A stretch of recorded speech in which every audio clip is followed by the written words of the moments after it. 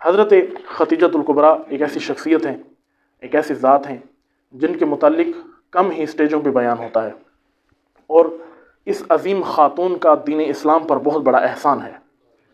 وہ زمانہ جب تمام مکہ کے افراد حضور کے دشمن تھے، کوئی حامی اور ناصر نہیں تھا، سب دشمن تھے، سب نے بائیکاٹ کیا ہوا تھا۔ اس زمانے میں جس نے حضور کی مدد اور نصرت کی وہ حضرت خدیجۃ الکبریٰ تھی۔ مشکلات اور پریشانیوں کے زمانے میں مدد اور نصرت کرنے والی خاتون حضرت خدیجۃ الکبریٰ ہیں۔ اکثر اہل سنت یہ نظریہ رکھتے ہیں کہ تمام ازواج رسول ایک برابر ہیں، حالانکہ ایسا نہیں ہے۔ تمام ازواج رسول قابل احترام ہیں، لیکن سب کے مرتبے جدا جدا ہیں۔ قرآن نے ان کو ام المومنین کہا ہے اور ان کا احترام کرنا ضروری ہے، واجب ہے، لیکن ان تمام ازواج رسول میں جو مقام حضرت خدیجۃ الکبریٰ کا ہے وہ اور کسی زوجہ کا نہیں ہے۔ اسی وجہ سے کہ جس زمانے میں حضرت خدیجۃ الکبریٰ نے دین اسلام کی نصرت اور مدد کی، یہ زمانہ انتہائی اہمیت کا زمانہ تھا۔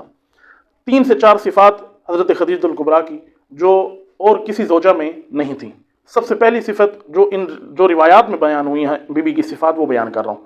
سب سے پہلی صفت جو حضور نے بیان فرمایا کہ اس زمانے میں جب سب میرا انکار کر رہے تھے، میری نبوت کا انکار کر رہے تھے، خدیجۃ الکبریٰ میری رسالت کو اعلان بھی کیا اور میری رسالت کی تصدیق بھی کی۔ جب کوئی نہیں مان رہا تھا، سب سے پہلے خاتون جنہوں نے اسلام قبول کیا وہ حضرت خدیجۃ الکبریٰ، یعنی اسلام لانے میں ان کو سبقت حاصل ہے۔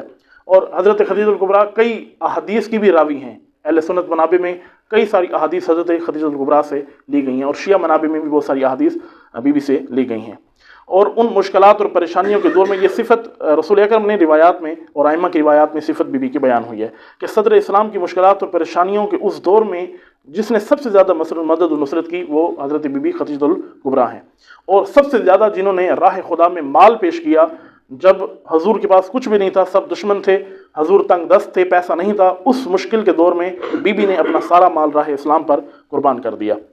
صحیح بخاری کے اندر یہ حدیث موجود ہے، اور ہمارے شیعہ منابع میں بھی یہ احادیث 3 احادیث آپ کی خدمت میں پیش کروں گے، تینوں اہل سنت نے بھی نقل کی ہیں اور شیعہ نے بھی نقل کی ہیں۔ رسول اکرم سے روایت ہے کہ ایک مرتبہ جبرائیل علیہ السلام تشریف لائے اور آ کر کہا کہ یا رسول اللہ، اس بار آپ کے لیے کوئی وحی نہیں لایا، اس بار اللہ نے مجھے اسپیشل اس لیے بھیجا ہے کہ میں اللہ کی جانب سے حضرت خدیجہ پر سلام کہنے آیا ہوں۔ یعنی اللہ نے بی بی پر سلام کیا ہے، بی بی کو سلام کیا ہے۔ یہ ایسی خاتون ہے جس کو خود خدا سلام کرتا ہے۔ دوسری حدیث جو صحیح بخاری میں بھی ہے، اہل سنت منابع میں بھی ہے، اور شیعہ نے بھی اس کو ذکر کیا ہے۔ حضور فرماتے ہیں کہ تمام خواتین میں سب سے بلند اور بالا خاتون حضرت خدیجۃ الکبریٰ ہے، تمام خواتین میں۔ اور یہ تیسری حدیث جو زیادہ مشہور ہے بی بی کے حوالے سے کہ زوجہ رسول حضرت عائشہ نے ایک مرتبہ حضور سے شکوہ کیا، یا رسول اللہ، میں آپ کی جوان زوجہ ہوں اور وہ آپ کی 40 سال آپ سے عمر میں بھی بڑی تھی، کیونکہ جب شادی ہوئی حضور کے رسول اکرم کی، حضور کی عمر 25 سال تھی اور بی بی کی عمر 40 سال تھی۔ اور یہ بھی مومنین کے علم میں ہونا چاہیے کہ عام روٹین میں رواج یہ ہے کہ مرد کی طرف سے، لڑکے کی طرف سے رشتہ بھیجا جاتا ہے۔ اس زمانے میں بھی ایسا ہی تھا، لڑکی کی طرف سے رشتہ جاتا تھا، پیغام نکاح جاتا تھا، لیکن یہ منفرد نکاح تھا جس میں پیغام نکاح حضرت خدیجہ کی طرف سے آیا تھا۔ حضور نے پیغام نکاح نہیں بھیجا۔ اگر حضور پیغام نکاح بھیجتے تو شاید لوگ گمان کرتے خدا نخواستہ کہ حضور نے شاید مال کی دولت میں یا مال کی لالچ میں نعوذ باللہ من ذالک حضور نے پیغام بھیجا۔ حضور نے پیغام نہیں بھیجا، بی بی نے خود آپ کی صداقت اور آپ کی امانت کی وجہ سے پیغام نکاح بھیجا۔